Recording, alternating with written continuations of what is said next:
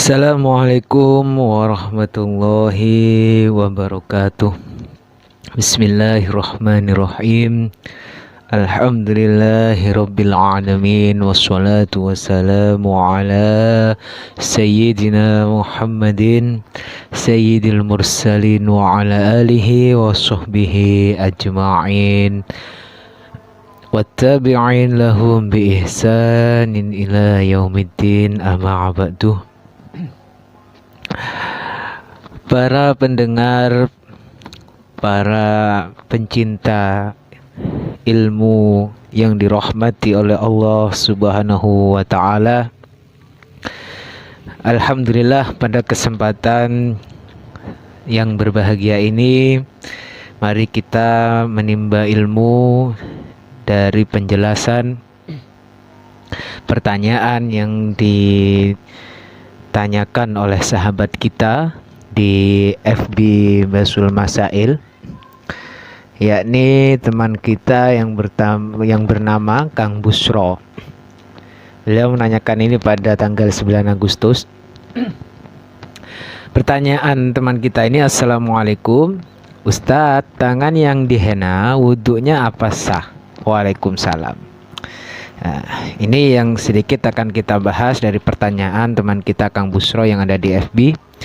Apakah ketika wudhu, sedangkan tangan seseorang mutawaddi yang wudhu tersebut ada henna, ya, memakai henna lah, apakah wudhunya sah atau tidak? Baik, di sini akan kita bahas. Cuman untuk pertama yang akan kita bahas adalah hukum memakai henna terlebih dahulu. Nanti kita akan bahas terkait sesuai apa yang dipertanyakan oleh teman kita tadi. Baik, untuk masalah hukum memakai henna, Syekh Zainuddin Al-Malibari di dalam kitab Fathul Mu'in, tepatnya di halaman 64, beliau menjelaskan terkait hukum menggunakan henna. Beliau dalam kitab ini menjelaskan di halaman 4, kalau ingin yang punya kitab nanti sambil mengkaji, yakni perkataan beliau, yusannu, disunnahkan, likulli ahadin, bagi tiap-tiap orang baik laki-laki ataupun perempuan, al-iddihanu, yakni meminyaki riban rambutnya. Jadi baik laki-laki atau perempuan sunnah lah meminyaki rambut, ya. Kemudian beliau melanjutkan wal iktihal, bercelak, bil ismid, dengan ismid, witron, dengan bilangan ganjil tentunya ketika bercelak itu, naumahu, ketika hendak tidur, wa ghadbu syaibi ra'sihi, kemudian juga disunahkan menyemir uban yang ada di kepala. Selain disunahkan menyemir rambut di kepala, walihiyatihi, dan juga disunahkan menyemir janggut, ya. Yakni dengan apa warnanya? Bihumratin, dengan warna merah atau kuning. Kemudian beliau melanjutkan di sini, wa yahrumu halqu lihiyatihi, lihiyatin, yakni haram mencukur janggut, wa ghadbu yadayir rujuli, dan menghena bagi seorang laki-laki, ya. Menghena apa? Rijlaihi, kedua kakinya, bihinain, dengan henna, khilafan, ya. Khilafan ini karena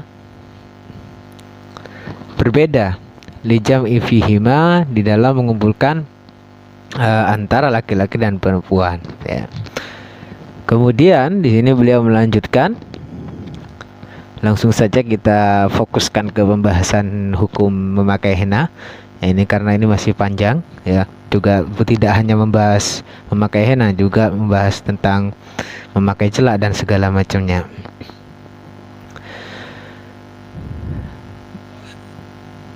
Kemudian di sini beliau menjelaskan ya, bahwa memakai henna ini diperbolehkan bagi perempuan ya, tapi ini belum dibatasi. Nanti kita akan lihat di kitab yang lain bahwasanya bagi perempuan untuk memakai henna dalam redaksi dari Syekh Zainuddin Al-Malibari di dalam kitab Fathul Mu'in ini tidak masalah. Kan tapi jika yang memakai henna itu adalah laki-laki, maka hukumnya adalah haram. Kemudian kita lanjutkan pembahasan hukum memakai henna dengan melihat referensi di kitab yang lain, yakni di kitab I'anatut Talibin yang dikarang oleh Sayyid Abu Bakar bin Muhammad As-Satu Ad-Dimyati, tepatnya di juz 2 halaman 340. Beliau menjelaskan ay yahrumu haram ghadbu yaday rujuli wa rijlaihi bihina'in. Haram menggunakan henna, menuliskan henna, memakai henna seorang laki-laki di tangannya atau di kakinya, au nahwihi, atau seumpamanya.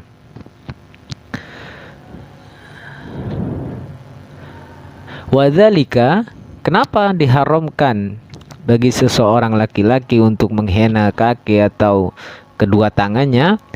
Li'anna fihi tasyabbuhan bin nisa, karena ketika seseorang laki-laki ini menggunakan henna di tangan dan kakinya, maka dia menyerupai perempuan ya, jadi memang ada hadis yang menjelaskan bahwasanya tidak boleh laki-laki itu menyerupai perempuan atau sebaliknya perempuan menyerupai laki-laki. Dalam hadis itu sampai Nabi melaknat ya, Allah itu melaknat orang-orang yang menyerupai jenis yang lain.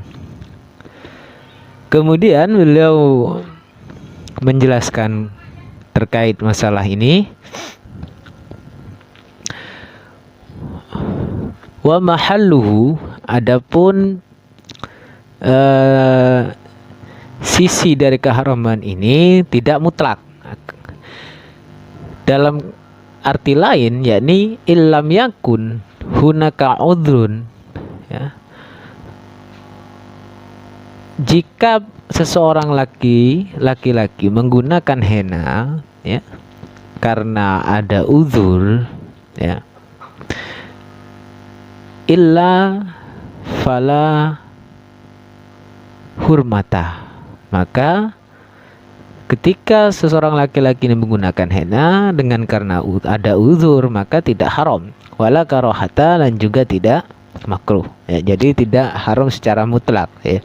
Jika ada uzur tertentu ya, sehingga laki-laki ini menghenna tangannya dan juga atau menghenna kedua kakinya karena ada uzur, maka tidak ada keharaman dan kemakruhan apa yang dilakukan oleh seorang laki-laki tersebut. Kemudian beliau melanjutkan wa ibaratun nihayah, adapun ibarat dari kitab Nihayah yang kita dapat ambil pemahamannya, yakni dalam ibarat An-Nihayah Musannif menceritakan wa ghadbul yadain wa rijlain bil hina'i lirrujuli wal khunsa haramun bila udhrin. Menghenna kedua tangan dan kedua kaki ya, dengan henna bagi seseorang laki-laki ataupun hunsa, yakni wantu muskil, jadi orang yang memiliki dua jenis kelamin baik perempuan ataupun laki-laki, haramun, maka hukumnya haram bila udhrin, tanpa adanya uzur. Kemudian juga dijelaskan dari pertanyaan ila qaulihi wa ibaratul kurdi. Nah, kalau dalam ibarat Nihayah tadi bahwasanya haram memakai henna bagi laki-laki dan juga hunsa. tanpa udur, bila udrin ya. Memakainya itu tanpa udur, tapi kalau ada udur tidak masalah. Ya tidak haram dan juga tidak makruh sebagaimana penjelasan sebelumnya. Wa ibaratul Qurdi, yakni ibarat yang disampaikan oleh Imam Al-Qurdi di dalam kitab I'anatul Talibin, di sini dikutip oleh Musannif. Qauluhu, perkataan dari Imam Qurdi, yakni wa yahrumu, dan haram al-hina, yakni memakai hina, lirujuli, bagi seorang laki-laki. Khurija bihi al-mar'ah, dikecualikan dalam memakai henna ini adalah seorang perempuan. Bagaimana jika yang memakai henna ini seorang perempuan? Fafiha tafsil, maka dalam hal perempuan memakai henna ini ada perinciannya. Kemudian beliau melanjutkan, fa in kana li ihramin ustuhibba laha sawaun kanat muzawwijah aw ghairu muzawwijah, syabatan aw ajuzan. Maka jika perempuan ini memakai henna karena ketika itu hendak ihram, maka disunahkan bagi seorang perempuan tersebut, baik perempuan ini sudah bersuami au ghairu muzawwijah, ataupun tidak bersuami, syabah au ajusan, dan juga muda ataupun tua, ya, maka disunahkan untuk memakai henna. Kemudian beliau melanjutkan di sini, wa idza tadoyat, dan kalau semuanya perempuan ini hendak memakai henna, maka sebaiknya, ya, amat yadain, maka kedua tangannya yang dihenna, ya, bil hidab, dengan henna. Jadi kalau memang mau pakai henna, alangkah baiknya ya semua dua tangan itu dihenna. Wa amal, kemudian di sini beliau menjelaskan, wa ammal mujaddatu, adapun kalau perempuan ini nantinya dia adalah perempuan, yakni perempuan yang wa ammal muhaddatu, yakni perempuan yang dalam masa iddah. Bagaimana kalau perempuan ini dia setelah ditalak, nah, masuk pada masa iddah, maka fayahrumu, maka haram alaiha, terhadap perempuan yang masih berada di masa iddah untuk menggunakan henna. Wal hunsa, dan juga bagi wandu muskil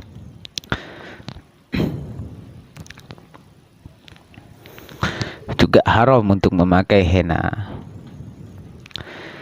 Kemudian beliau di sini melanjutkan, karujuli, seperti orang laki-laki. Jadi kalau wandu muskil menggunakan henna tetap kembali lagi hukumnya adalah haram, seperti halnya seseorang laki-laki. Nah, kemudian di sini Kiai Musannif juga melanjutkan kembali dari pembahasannya dengan perkataan beliau, wa yusannu, dan disunnahkan, lighairi muharramah, yakni disunnahkan, ya, bagi perempuan yang bukan mahram, ya, ingkanat halilatan, ya, dengan syarat perempuan ini sudah bersuami, ya, maka disunahkan menggunakan henna di kedua tangannya atau di dua telapak kakinya, ya, karena tujuannya untuk memberikan kesenangan, keindahan kepada seorang suami. Wa illa kuriha, akan tapi kalau semuanya perempuan ini belum bersuami, menurut ibarat Imam Al-Qurdi di sini makruh, ya, hukumnya memakai henna jika perempuan ini belum bersuami, ya. Nah, ini sedikit dari pembahasan di dalam kitab I'anatul Talibin terkait masalah perempuan atau laki-laki di dalam memakai henna. Juga dijelaskan di dalam kitab yang lain, yakni kitab Syarah Sulamut Taufik yang dikarang oleh Al-Kutub Al-Imam Al-Habib Abdullah bin Husain bin Tahir Al-Ba'lawi, ya, di dalam bab kitab Ma'asil Badan. Beliau berkata, wa min ma'asil badan ila qawlihi wa tahdibu bis sawat ila qawlihi wal hina fil yadain wa rijlain lirrujuli bila hajah. Maka termasuk kategori maksiat badan, yakni wa tahdhib bis sawat, bersemir dengan warna hitam, kemudian wal hina, dan berhena bagi laki-laki pada dua tangan atau kedua kakinya bila hajatin tanpa hajat. Jadi ini sedikit kesimpulan dari pembahasan hukum memakai henna, ya. Kemudian akan kita lanjutkan membahas terkait topik yang dipertanyakan oleh teman kita, yakni hukum wudhu seseorang yang mana seseorang ini menggunakan henna, ya. Katakanlah perempuan yang akan wudhu, tapi di kedua tangan seorang perempuan ini atau di kedua telapak kakinya terdapat henna, apakah sah wudhunya atau tidak? Baik, akan kita bahas. Jadi akan kita bahas terkait masalah ini, ya. Ada istilah kutek, ya. Ada istilah henna atau inai. Jadi harus kita pahami dulu istilah kedua ini, ya, sebelum kita melihat bagaimana perkataan ulama. Dalam menghias kuku atau tangan dikenal dengan nama kutek, ya. Jadi dalam menghias kuku atau tangan seseorang perempuan itu, ya, ada yang menggunakan kutek dan ada kalanya juga menggunakan henna. Lazimnya kutek ini berbahan dasar cat yang ketika sudah kering dan menempel di kuku akan menghalangi datangnya air pada kuku. Nah, sedangkan yang dimaksud dengan henna atau inai adalah segala jenis pacar dari daun tanaman yang disebut henna, ya. Nah, maka tidak sama antara kutek dengan henna. Kemudian cara pemakaiannya pun, ya, kalau henna itu adalah ditempelkan di kuku atau di tangan atau di telapak kaki, ya. Yakni yang mana setelah beberapa saat kuku pun dicuci sehingga yang tertinggal hanya warnanya saja. Jadi tidak ada ainnya. Kalau dalam bahasa Arab itu ainnya, barangnya, hanya tinggal bekas warnanya saja. Maka di sini Musonif, yakni Syekh Al-Alim Al-Alamah Zainuddin bin Abdul Aziz Al-Malibari dalam kitab Fathul Mu'in bi Syarhi Qurrati Ain di halaman 5, yakni tentang membahas surutus sholah, yang di dalamnya juga membahas tentang fardu wudu, juga syarat sahnya wudu. Di halaman 5 beliau menjelaskan, warabi'uhu, adapun syarat yang keempat, warabi'uha, yakni syarat yang keempat dari taharah, alla yakuna alal udwi hailun bainal mal'i wal maksul. Jadi yang keempat syaratnya adalah alla yakuna alal udwi, tidak adanya di anggota tubuh, di anggota tangan atau kaki yang akan dibasuh, yakni hailun, penghalang, bainal ma'i wal maksul, yang menghalangi antara air dan anggota yang dibasuh. Kanuratin, seperti kapur, wasam'in, dan juga lilin, waduhnin, dan minyak, jamitin, yang padat, wa'ini jabrin, yakni tinta, ya, atau semacam cat, ya. Kemudian di sini dilanjutkan wahinain, dan juga henna. Bi khilafi duhnin jarin, kecuali minyak yang itu tidak padat, ya, maksudnya mengalir atau cair, ya, tidak melekat di kulit, ini dikecualikan. Ai maksudnya adalah ma'i ya, yang mengalir jelasnya. Wa illam yasbut, yang mana tidak menetap nantinya al-ma'u air alaihi, atas minyak itu sendiri, tidak bercampur ya, karena bertolak memang antara air dengan minyak itu sendiri. Apalagi yang dikecualikan yakni wa asari jabrin, yakni sisa dari tinta. Ya, dia ada tinta, kemudian setelah dibasuh ternyata masih ada sisa warna dari tinta itu sendiri. Wahinain, dan juga sisa dari henna, yang mana ketika perempuan itu memakai henna di telapak tangannya kemudian dia dibasuh sehingga tinggal warnanya saja, maka ini tidak masalah. Ketika digunakan berwudu maka wudunya tetap sah ya. Nah, ini jadi menurut para ulama, salah satunya adalah Syekh Zainuddin bin Abdul Aziz Al-Barbari mengatakan sah-sah saja ya wudunya seseorang perempuan ya, yang di telapak tangannya, atau orang laki-laki sekalipun haram di telapak kakinya menggunakan henna, kan tapi henna itu bukan ainnya lagi, bukan barangnya atau sesuatunya itu, tapi sisa dari warna henna itu sendiri, maka tetap hukumnya wudunya sah. Seperti itu. Jadi ini sedikit yang dapat mewakili dari jawaban pertanyaan sahabat kita yang ada di grup FB. Semoga apa yang kita bahas ini menjadi jawaban dan menjadi tambahan pengetahuan bagi kita semua. Assalamualaikum warahmatullahi wabarakatuh.